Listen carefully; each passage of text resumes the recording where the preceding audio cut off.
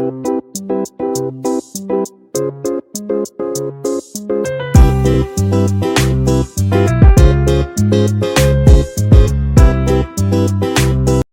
Kitchen मध्ये नमस्ते। आजची recipe आहे तेंडल्याची रसा। तर इथे आहे ना मी कढई ठेवलेली आहे। कढईमध्ये 1 चमचा तेल टाकायचा। तेल छान असं गरम झालं पाहिजे।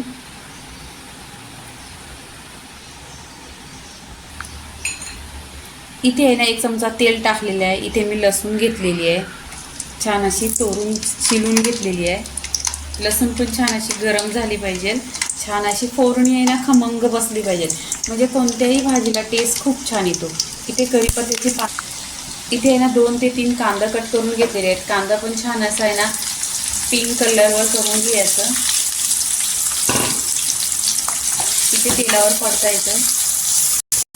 इथे पहा कांदा असा छान गोल्डन कलर झालेला आहे। तर इथे 1 हिरवी मिरची टाकलेली आहे। इथे 1 टोमॅटो कट केलेला आहे, तो टाकायचा। इथे चवीनुसार मीठ टाकायचा। मीठ टाकल्याने आहे ना सॉफ्ट होतो टोमॅटो, छान असा तेलावर परतून घ्यायचं।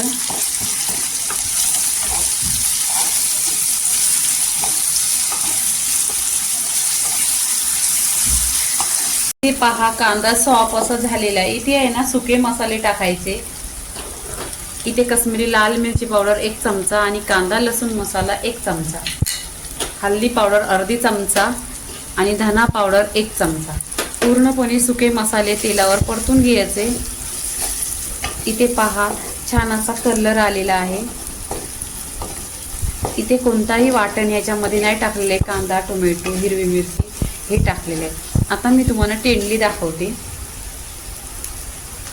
इथे पहा तेंडल्यांना छान अशी स्वच्छ धुतलेली 1 ते 2 पाण्याने, आणि त्यांचं असं आहे ते शेपूट आणि हे काढून घेतलेलं आणि ह्याच्यावर लिंबू पिळलेला।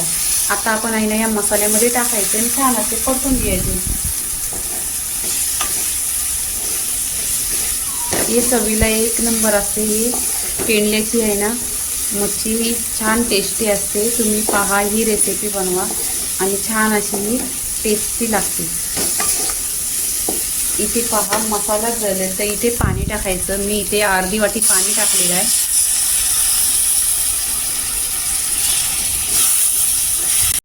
इथे आहे ना कच्ची कैरी आहे, ही टाकायची। तुमच्याकडे असेल ना तर टाका, खूप टेस्ट छान येतो आंबट तिखट। इथे आहे ना 10 मिनिटं आहे ना ढाकण लावून स्लो गॅसवर शिजवून घ्यायची। 10 ते 15 मिनिटं छान असं झालेलं आहे। इथे पहा इथे आहे ना सुकी मच्छी छान अशी शिजलेली आहे। इथे कैरी पण शिजलेली। इथे पहा पूर्णपणे इथे मिक्स करते आणि इथे आहे ना कोथिंबीर टाकायची, भरपूर अशी कोथिंबीर टाकायची। पण ही रेसिपी झालेली आहे। लाईक करा, शेअर करा, सबस्क्राईब करा आणि नेहमीच खात राहा। धन्यवाद।